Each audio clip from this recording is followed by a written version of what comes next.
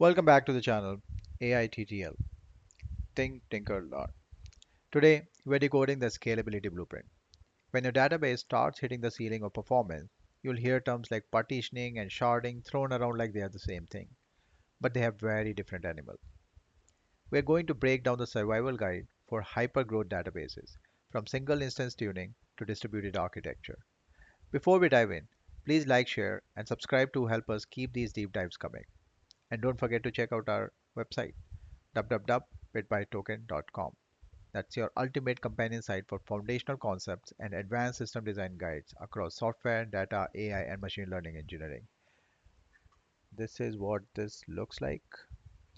It has different components. We have core software engineering, data engineering, machine learning, and AI engineering. You can go across these. These are for initially we have a lot of fundamentals, which are broken down by basics, advanced, and expert. And then we have some sample solutions available here. Sample solutions are pretty detailed. We start with FRs, NFRs, and then we have high level design. Then we go into the deep level design. For each of these, we consider the data model. We also have a sequence diagram, how each of the calls are actually routed across different components. So, yep, do check it out and let us know your feedback on this. So let's get started on our original topic here. Okay, so the first question you ask is, are we just cleaning up the house or are we building a neighborhood? Partitioning is the act of reorganizing the inside of a single house. Your data stays under one roof, sharing the same hardware resources. Sharding, however, is building an entire neighborhood. Each house or server pays its own bills and operates independently. Understanding this distinction is your first step towards mastering scale. When do you actually need to change your architecture? Looks for these three walls. The query wall, where your CPU is packed at 95%, scanning billions of rows. The throughput wall, where connections are queuing and memory is tapped out. And the storage wall, where you are physically run out of disk space. If you're hitting these, vertical scaling is dead. There's no point in building a distributed system until you have actually truly hit the capacity of your existing hardware. Partitioning is all about logical segmentation. You're dividing large tables into smaller pieces while keeping the application oblivious to this particular change. To your app, it still looks like one single table. Under the hood, the database engine does the heavy lifting, routing queries only to the relevant partition. But remember the warning zone.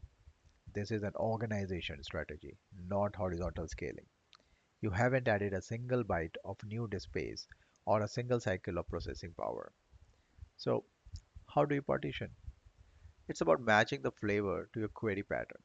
Range partitioning is perfect for time series data, like financial logs. List partitioning works wonders for multi-tenant setups where you group by region. Hash partitioning is your go-to when you need to avoid disproportionate growth, or if you need defiltering. You can go composite and stack them. The rule: filter by date, then partition by date. Partition pruning is a superpower of partitioning. If you query for a specific user ID, the router jumps straight to the relevant partition and ignores the rest, meaning your indexes fit perfectly into RAM. But beware the missing key trap. If your query doesn't include the partition key, you force the database to scan every single partition. Your performance will plummet instantly. Now we step into the big leagues. Sharding. This is the true horizontal scaling. We distribute data across multiple independent database instances. No single machine holds the whole dataset anymore. But here's a trade-off. You have introduced extreme operational complexity. Your application layer or a dedicated proxy now needs to know exactly which node holds which piece of data. You've left the comfort of database engine handling things for you now. Your most critical decision in the sharded system is the shard key. This defines where your data lives, and it is almost always irreversible after deployment. Choose a good path and you get even distribution. Choose a bad path, like a key that leads to a hotspot, and one node will take 90% of the traffic while others just sit idle. You'll have essentially defeat the entire purpose of scaling. How do we map key to shards? We have three main strategies.